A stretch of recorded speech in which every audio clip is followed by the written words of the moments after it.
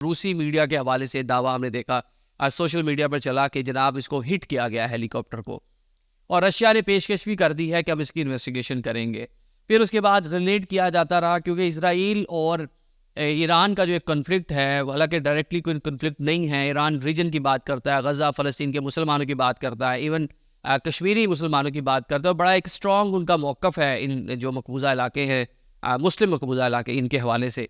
अब हमने देखा कि जिस तरह दमिश्क पे हमला हुआ, जो ईरानी कॉन्सुलेट था, उसके बाद ईरान की जानिब से उसका जवाब दिया गया और कई सौ ड्रोन्स जो हैं वो इसराइल की जानिब फायर किए गए।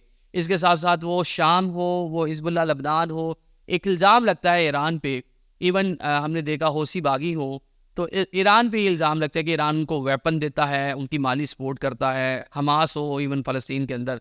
तो ये एक इल्ज़ाम है ईरान के ऊपर। उसी की वजह से इसराइल और यूरोप का टारगेट ईरान बड़े तवील अरसे से रहा है। अमेरिका की जान से सेंक्शंस भी लगाई गई हैं